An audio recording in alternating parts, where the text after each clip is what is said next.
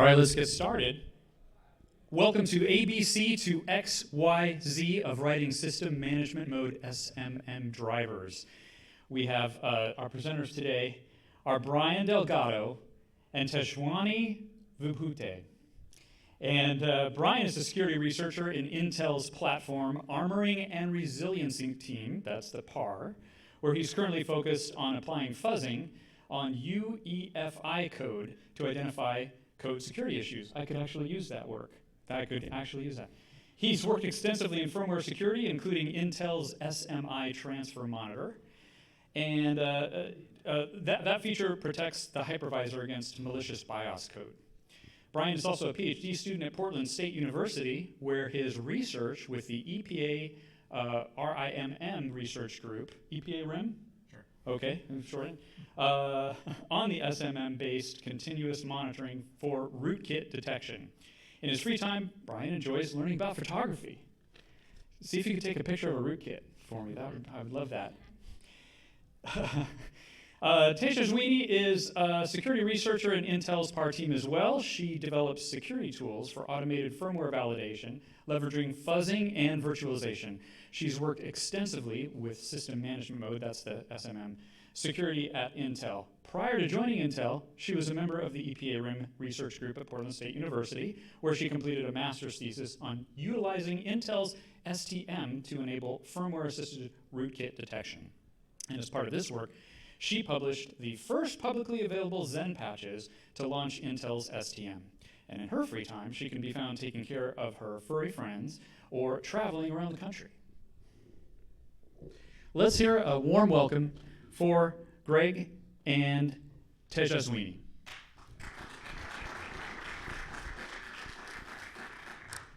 Thank you. We'll be talking today about writing SMM drivers and some of the security concerns over them. And so the idea is that we should be able to better understand some of the potential vulnerabilities with this very privileged code on our platforms. So I think many of us may not have heard of System Management Mode unless we've been monitoring some of the news in the firmware space and vulnerabilities. But it's one of the most privileged locations on Intel processors, but yet it is not very well understood among the community.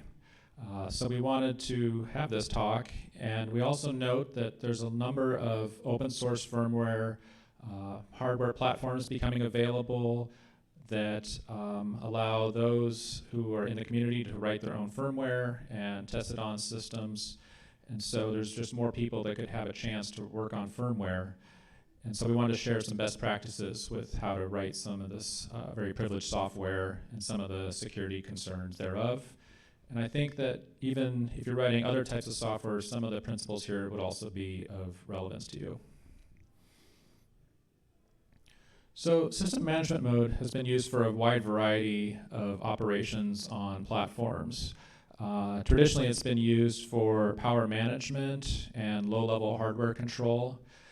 For example, if you have like a Lenovo ThinkPad, like I do, if you hit the volume button in Linux, that will generate an entry into System Management Mode, where the firmware will actually increase the volume for you instead of invoking an OS driver. It's also used on high-end servers that have RAS features, reliability, availability, serviceability, to handle memory errors. It can also be used for thermal events. If there's kind of excessive heat in the processor, the firmware can help remediate that. And then UEFI has some usages for variables, and some of that leverages System Management Mode.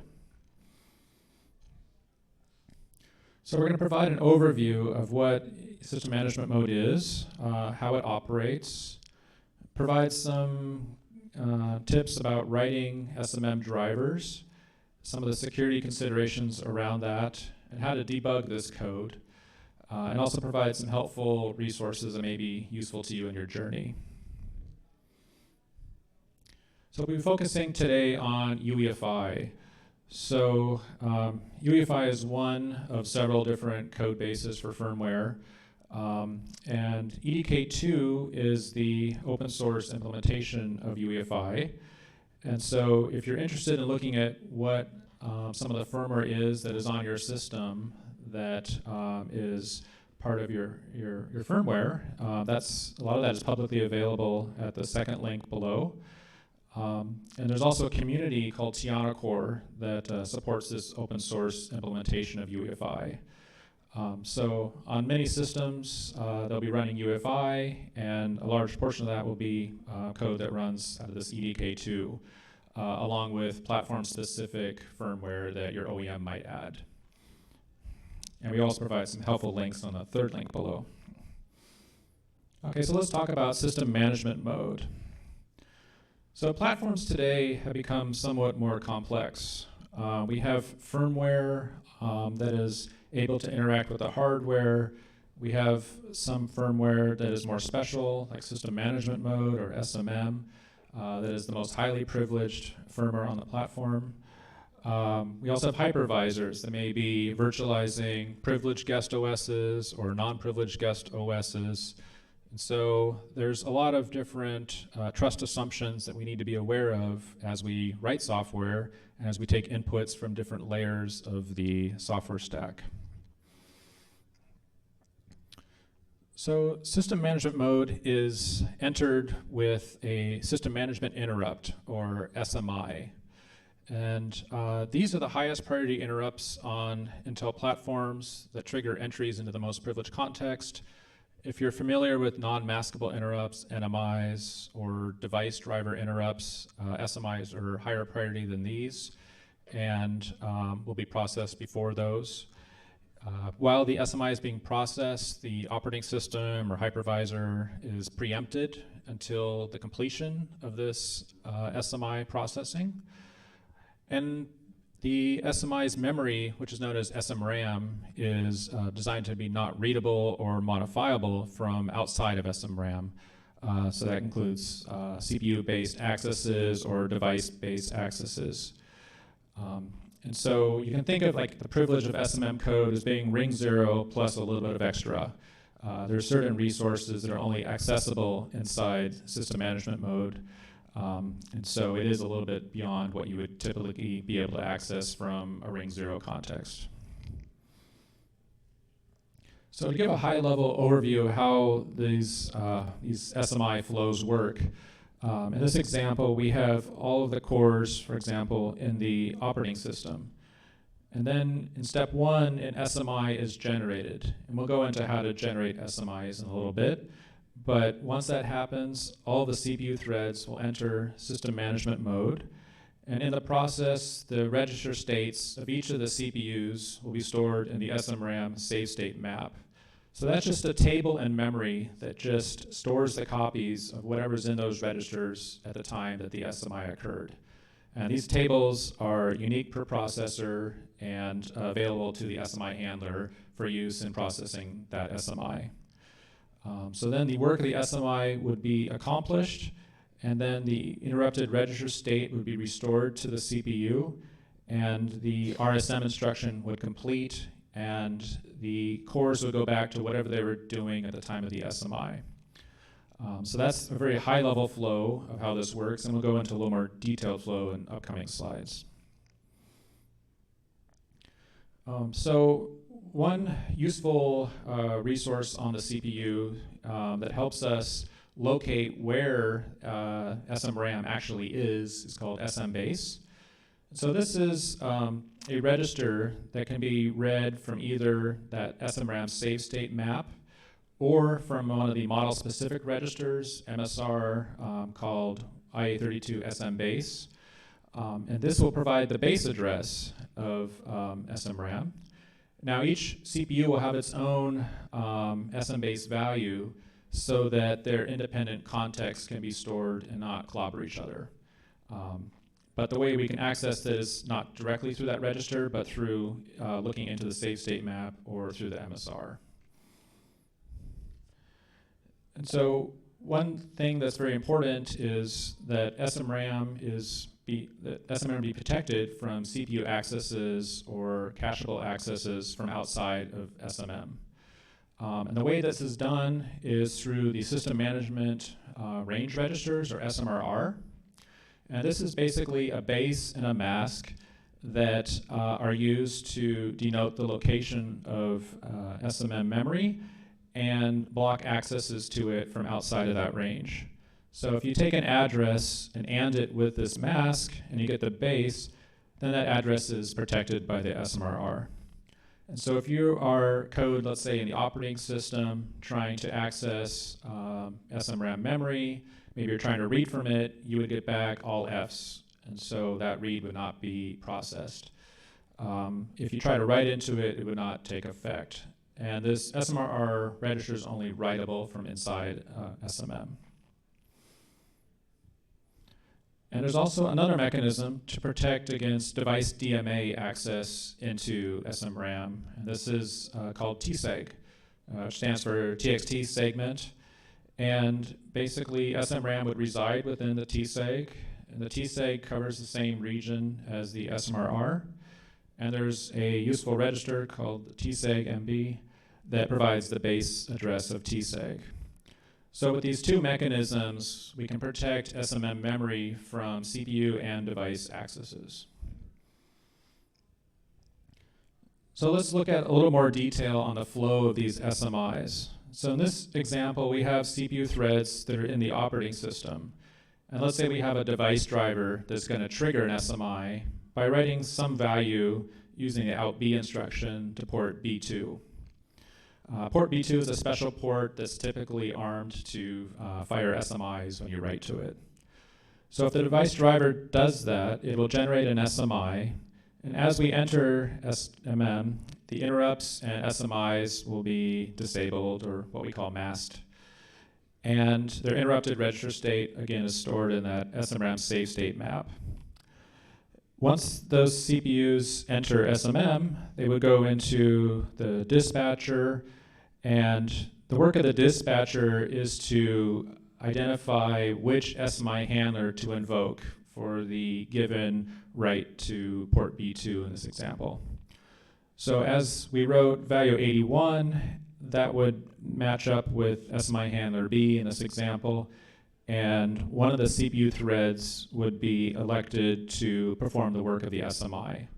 And so there it is transferred to the SMI handler B for processing. But only one thread typically does the work of the SMI, and so the other threads will loop inside the rendezvous code. And so once thread 0 has finished its work, it returned back to the rendezvous code. And then as we would leave SMM via the RSM instruction, interrupts are re-enabled and SMIs would be enabled as well. So that's generally the flow of how this works. Okay, so we wanted to talk a little bit about how you would actually go and write an SMM driver. And we recognize that most people in this audience may not need to write SMM drivers, but they are very privileged software on the system. And learning about how to do that and perhaps play with it on some open source code bases could be something that could be of interest to the audience. So we'll hand it over to Tejaswini here. Hey, thanks, Brian. So before delving into actually starting to write your SMI handler, you should know where you can write the handler itself. So because SMI handlers are part of a firmware, you would need the firmware source code, for example, to actually modify and include your driver to it. So in our case, you could take the open source EDK2 sources to add your driver to it.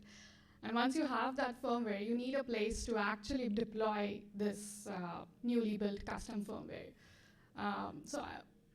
Your normal platforms like your laptops and all, they have closed source firmware from Dell, for example, or Lenovo, for example. And usually don't have the firmware source code to modify them and add your new drivers to it. So there are certain maker boards or dev boards to help you in the process, like Minoboard Max or an Upsquid board that have their own sources available on firmware.intel.com, which you can modify and add your driver to it. If you do not want to go into buying a platform itself, then there's options like emulated environments like of QEMU, which have support with OVMF. which allow you to add your driver to them, and you can just run your firmware in an emulated environment. So yeah, here are some nice images of Minoboard Max and Upsquared board. You can check them out. Let's go to next. And yeah, so when you're working, so OVMF, what's really OVMF? It's an open source EDK2 based project which adds in support to QEMU, so you can build your custom OVMF with your custom drivers and set certain parameters when you're starting off, firing off QEMU, and say that, okay, I want to use this specific newly built custom OVMF binary, and when launching its emulated machines, you can use this new binary to launch it as its base UEFI or firmware. It's ideal for working on, if you're working off of a Linux system, then you can use this. And yeah, with the help of KVM, you can have SMM support for this whole QEMU OVMF environment. All right, so let's see how you actually start writing your driver. So before that, your driver actually consists of an SMI handler, which does your runtime routine, nice execution stuff. And these SMI handlers can be triggered via different mechanisms, via your privileged OS drivers or your UEFI drivers, or because of certain asynchronous hardware events like chipset timers or thermal events, or because you hit your power button or something like that. So based on how you trigger your SMI handlers, they are classified generally into synchronous SMIs and asynchronous SMIs. Synchronous SMIs are the ones that are that could be included by our custom OS providers to be executed as part of your normal OS flows, and they typically would write to this port, IO port of V2, which would assert an SMI, and you would run your SMI handler. And the asynchronous SMI handlers would be triggered because of the hardware events like chipset timers and some other stuff. So because SMIs are part of the firmware, they have their init routines as well as runtime routines. The init routine is actually executed during the pre-boot phase when your firmware starts loading up. So this init routine initializes your handler, loads it into SMRAM section, and registers it with a specific dispatch method, so that whenever it is triggered, whenever the SMI is triggered, the corresponding SMI handler associated with that trigger is invoked. And all of this is done before SMM ready to lock. At SMM ready to lock, your SMRAM is completely locked, so that beyond this point, the SMRAM cannot be modified. And all of this happens at pre-boot. So during post-boot, post-boot as in when your operating system is normally running, whenever you trigger an SMI, the corresponding routine associated with the module entry will be initiated, and that will actually execute the heart and soul of your handler. So how would you go about writing this driver in EDK2 sources? To provide you with an example, I created a driver called as a friend SMI handler. So begin with, we can start off with creating a package directory inside the main EDK2 sources. And every package directory will have its own .dec and .dsc files. We'll see in a moment what those files will do, actually. In our case, the friend package over here is the actual package directory. And inside this package directory, you would go about and create your driver directory. In our case, it's the friend SMM directory. And every driver directory will have its own .inf file.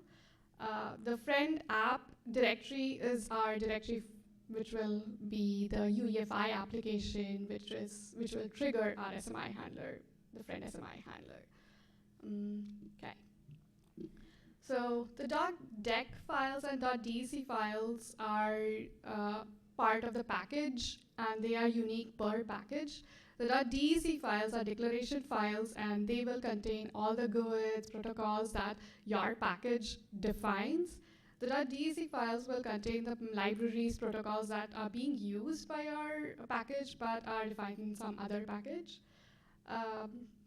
And the .inf files are per driver basis, so these will contain the libraries, protocols that are being used by the driver itself. The INF could contain a subset of the libraries from the .dec files, and the entry point, the init routine entry point, will be mentioned as part of the INF file. We use the INF file is actually used later at the build time. And every file, like the .dec, DSC, and INF file, will have its own special GUID. If you repeat the GUIDs, your compiler will start shouting. It should start shouting. If it doesn't, then go scream at your compiler. All right, so the init routine. So as I said, the init routine does the workload at initialization time, pre-boot time. So it needs access to, it has access to the important UEFI protocols like the boot services and all. And at this time, it will, at this time, it will do the location of which protocol you want to register your handler with. So in our case, we are going to register it with SMM Software Dispatch 2 protocol, which is basically the protocol to let your handler to trigger your handler via software method. So in software method, which would be port B2 by writing values to port B2. So when you locate, after you locate the protocol, you would register the protocol, register your handler with this protocol. So in our case, I'll go with it. Okay. So in our case, over here, the friend SMM handler would be the module entry point at runtime. So you register the handler with the software dispatch protocol and associate hex 81 value with this handler, so that at runtime, whenever your driver, UEFI driver or your OS driver will write the value of hex 81 on port B2, your corresponding routine of friend SMM handler will be called. So yeah, here in this case, like part 1, the UEFI, this is a sample UEFI application, which is writing port hex 81 to port B2, and then this is the just sample hello world sort of SMI handler that will be invoked once it finds at 81 on B2.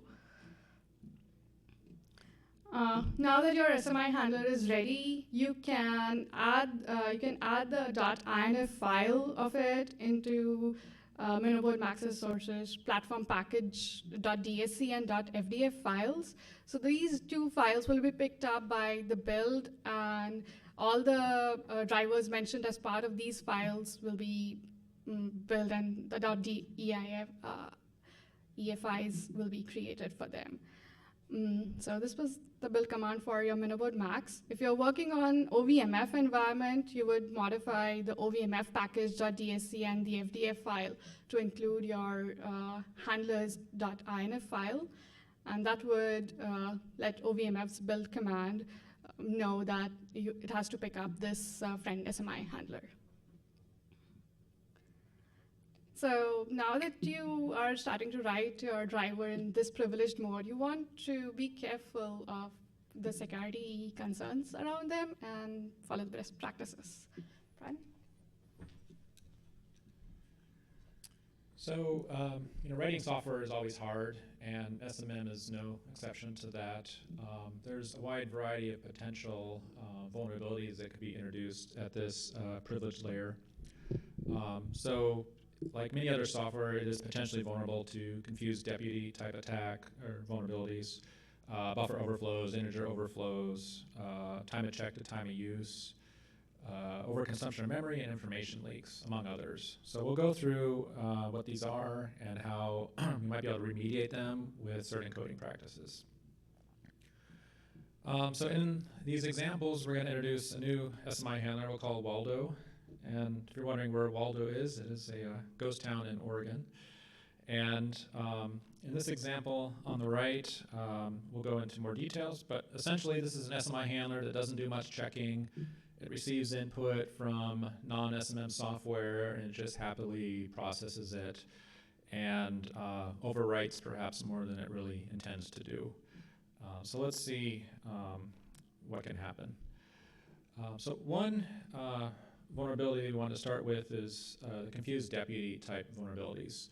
So this type of vulnerability is one in which a privileged code module can be tricked or coerced into performing operations that it maybe shouldn't be doing on behalf of less privileged code.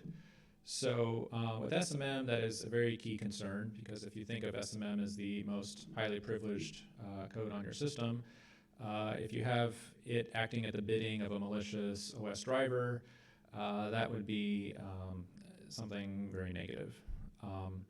So, one kind of related example was ThinkPwn, which basically was a situation in which non-privileged code was able to provide a pointer to an SMI handler, and the SMI handler would happily go and process whatever code was at that pointer, but that pointer could reside outside of SMRAM, and so it's much easier to get code outside of SMRAM run than inside SMRAM. So this is a case where there's no sanity checking over what the address was of the code that was going to be executed, and it presented a pretty significant vulnerability. We've highlighted several other of these classes of vulnerabilities in the links here if you're interested in looking at some more of these. But this kind of gets back to any operation that is performed in SMM. You need to think very carefully about who is invoking this and what types of inputs they're providing to you, and make sure you do proper security checking over any of these untrusted inputs. There have been some architectural improvements in SMM to better armor it in some of the recent years. One of these is applying the principle of least privilege to harden SMM. And this leverages the page tables.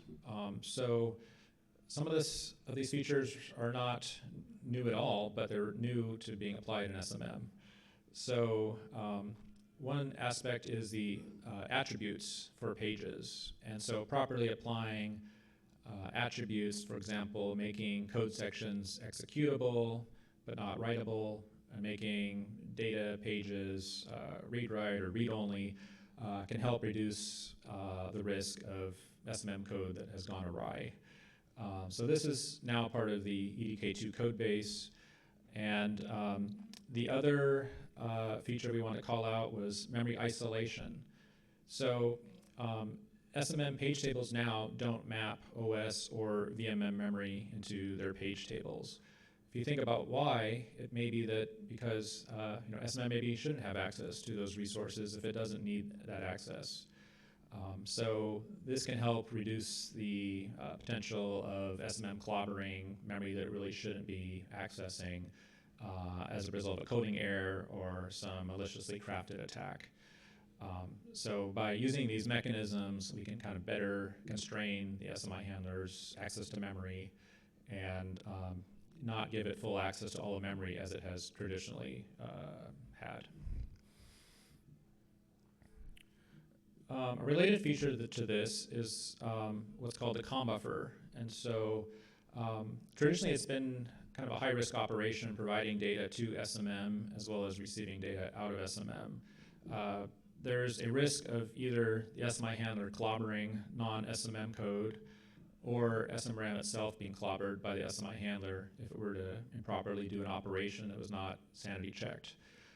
So what has been added is called the communications buffer, COM buffer, and this is a BIOS reserved region that is outside of SMRAM and provides a safer way to transfer data between non-SMM and SMM code.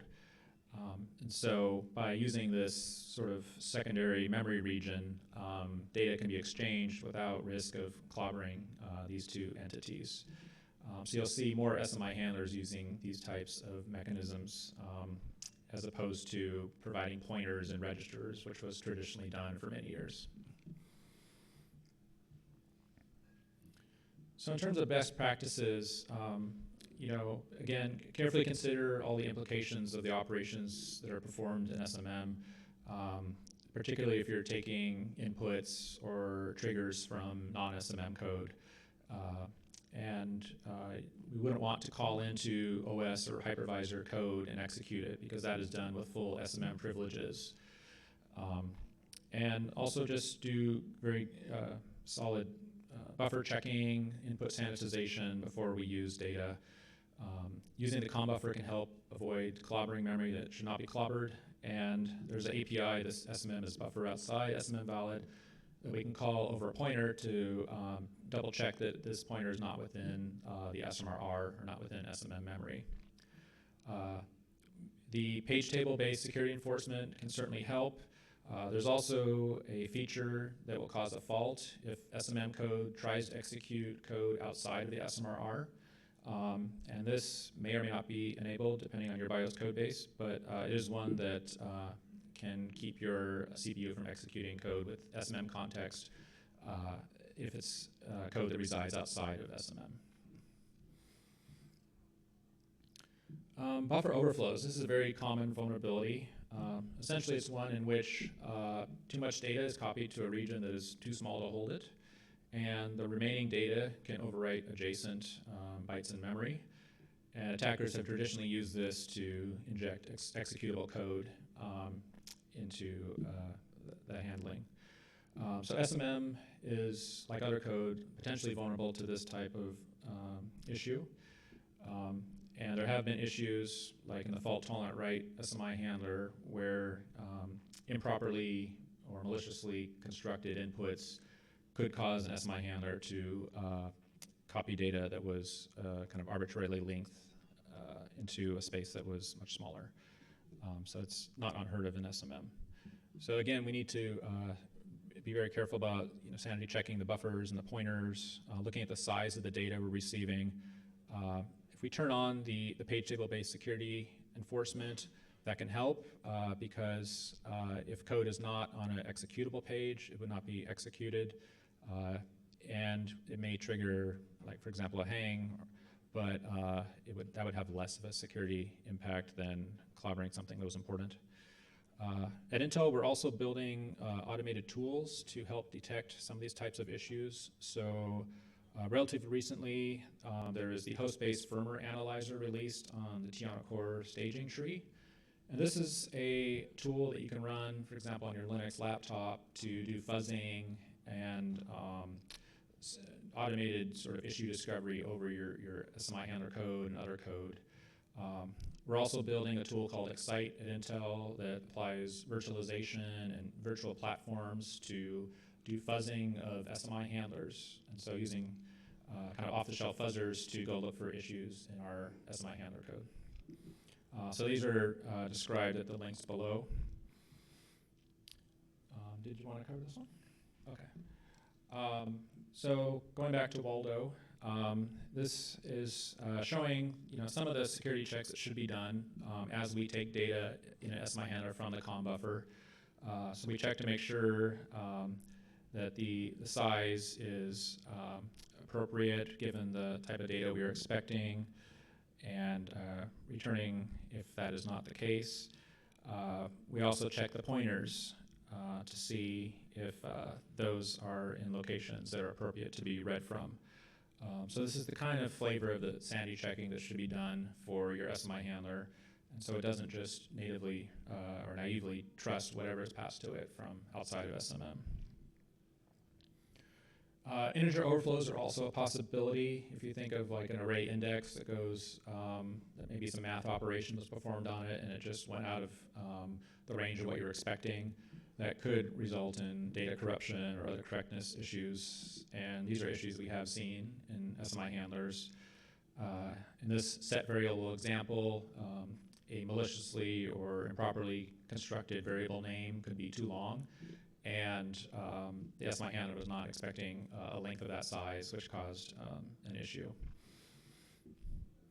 And this comes down to good coding practices, looking at the data types you're using, whether they're, like, for example, UN32s or 64s, double checking the math results done on these integers, for example, making sure the page table-based security enforcements are on, and using some automated tools where possible to discover these types of situations through fuzzing. Time of check to time of use is kind of unique in SMM. If we think back to how all of the CPUs enter SMM and aren't around in the OS to do operations while that SMI is processing, but there is a potential for DMAs to happen to memory still. And so there have been issues with all the cores being in SMM, doing security checks over data in the COM buffer, but then a DMA comes along and overwrites some data in the COM buffer, which basically invalidates the security checking that was done by that SMI handler code.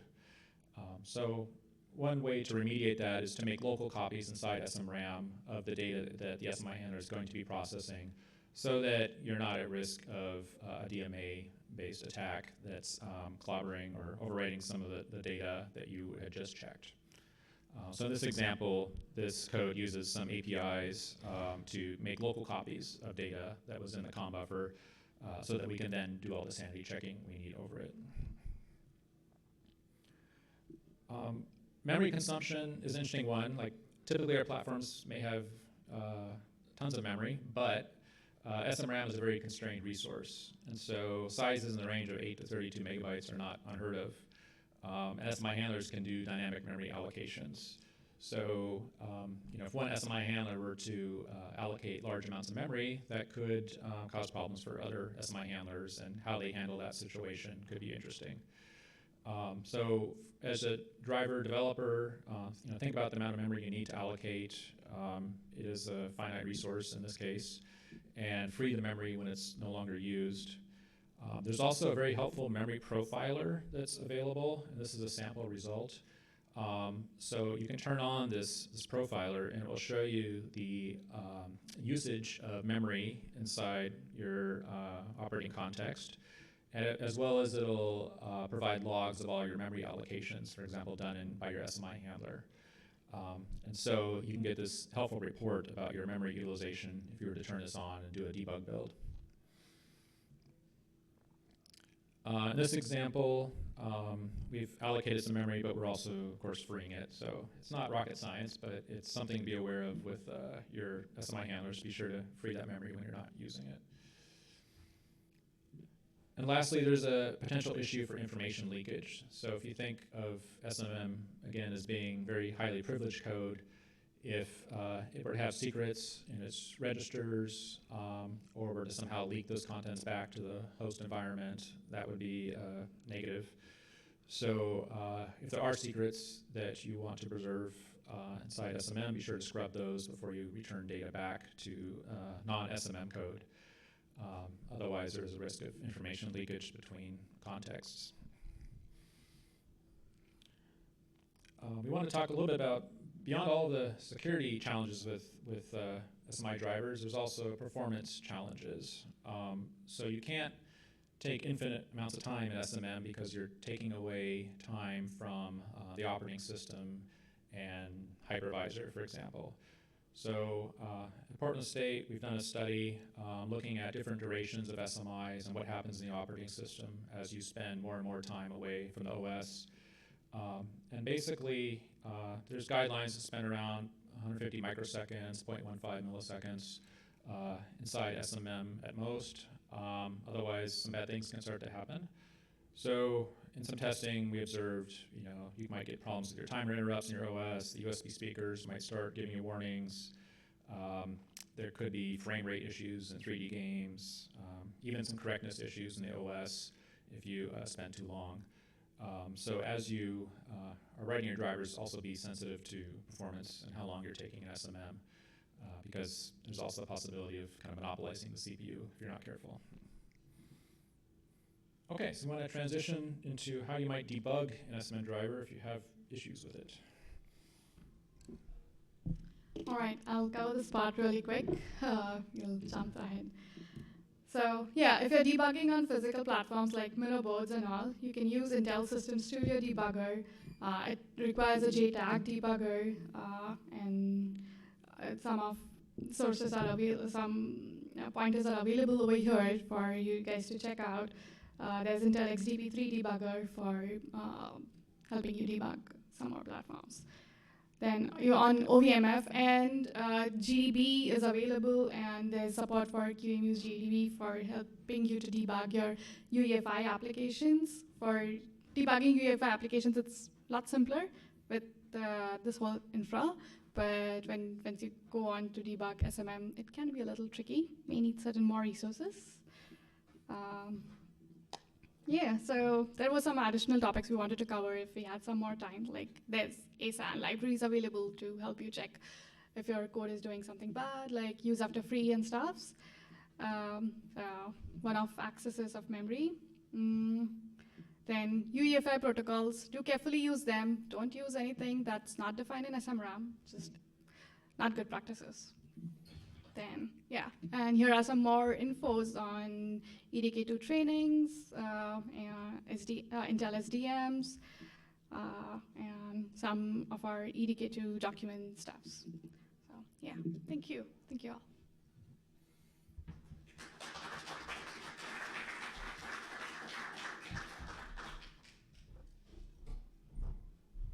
Thank you. We have time for questions, and what we can do is just, if you have a question, we can repeat it in the mic so everybody could hear. Any questions? Yes. Or, oh, go ahead. So what happens in the event of memory exhaustion in the So the question was, what happens when memory is exhausted in SMRAM? So at that point, if you try to allocate more memory, it will fail. And so there will be a return code that you can look for to make sure that to see if that allocation had succeeded or failed. And so that can be caught by software. But yeah, at that point, because it is a finite resource, there's nothing to free up additional memory. And so it is exhausted, and you would have to look for that return code. Yes. I've kind of always wondered how those page table protections work for SMM. I was under the impression, honestly, I've only been told this, I've never looked it up, that when you enter SMM, you actually enter in real mode. Is there like a bootstrapping to actually turn them back on, and still a window of vulnerability, or does the platform actually take care of this now when you enter in log mode or something else? Yeah, so the question is, how do these page tables work if you're entering in real mode, and what modes are you entering in, and so forth? Yeah, so traditionally SMI handlers have been entering in real mode, and they would now like transition between modes, and so 64-bit SMI handlers are quite common now with EDK2. And so, yeah, it will do some mode transitions as we enter SMM, and then turn on paging, and have full 64-bit access. So did that, like, was paging support always there, or was there like special hardware support added to have paging in SMM? Like, was this just something that people didn't do before that they are now doing? I think a long time ago, like in the old like 80s, 90s BIOS, it was very much like 16-bit and assembly code, and that was not the state of the art today. So I think now there's the flow is different, and they will transition into 64-bit mode, at least on EFI. But like if I find some, let's say, buffer overflow in the code that bootstraps you back to the log mode, then I still don't have the page protections, right? So the question is, what if there's buffer overflow in the process of turning on the page tables? So the trick there is that this is kind of like single entry code and doesn't really branch, and it's hard to get, it's hard maybe for an attacker to get into that part of the flow. So I think to the degree that it just stays single execution and doesn't branch and doesn't take inputs from outside, that should be less common. But yeah, this is like the very early entry points of SMM where it's somewhat difficult to get that code modified as an attacker. I guess I'm wondering how many, I assume there's EDK2 code for this that does that. Does everyone actually use that, or do some people know their own? I mean, I can only speak to what's in EDK2, but There is code to do this in EDK2.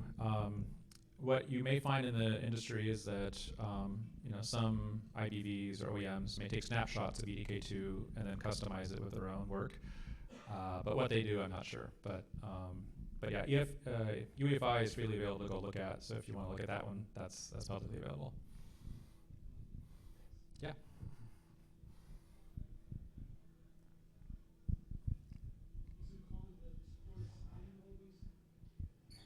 Is it common that this core is idle always? Is it common that the core is idle? Always signed? It depends on the code base. So on, you might find that on corporate laptops, there might be a higher standard than you might find on some other types of platforms. Clearly one would probably want to sign the BIOS firmware, and that's would help with security. But there probably are platforms out there that are not using the proper mechanisms. Yes. When do you actually need an SMM driver? So what can SMM do but OS cannot do? So yeah, it's a great question. Like, why SMM and not doing something as a driver? One thing that's unique about SMM is that it's platform independent. And so if you were to write code as an SMM driver, that could be run, no matter what OS you happen to be running on that system. So like an example of the audio or the volume control, like an OEM could write some SMI handler that just adjusts the volume button, but not have to write an OS driver for Windows and this version of Linux and this other OS. And so you do get kind of this run once capability. It's also somewhat useful for handling situations that are hard to do in the OS. So maybe you want to do very low-level controls of hardware and not involve the operating system. So it has this nice property of being below the operating system. So if there's things that you just want to have access to that you don't want to go through the OS, you could potentially do that in SMM. Yes? Right. None of the things you've listed actually require the higher privilege level, right? They just require some independent mechanism from the OS. That is true. Yeah, like you don't have to write like volume drivers in SMM. It could certainly be done in the OS. SMM has traditionally been kind of seen as a more privileged context, not maybe a full TEE, but there have been there's SMM Opal driver which would like handle passwords for like encrypted hard drives and things like that. So that was a way to sort of do some of that outside of the range of the operating system. And if you trust your firmware more, then maybe that's a place to do it.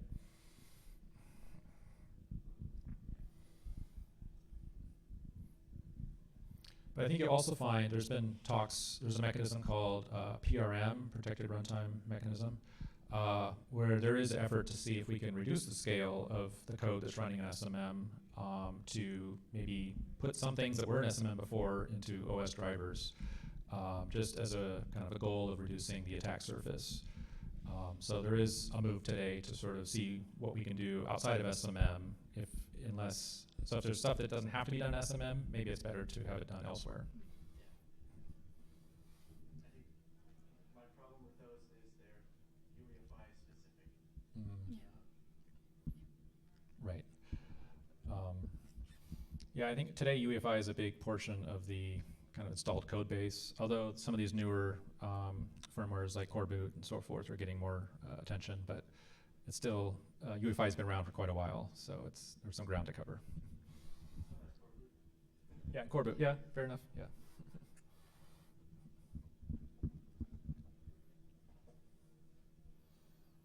All right. Ryan, Tejaswini, great job. All right.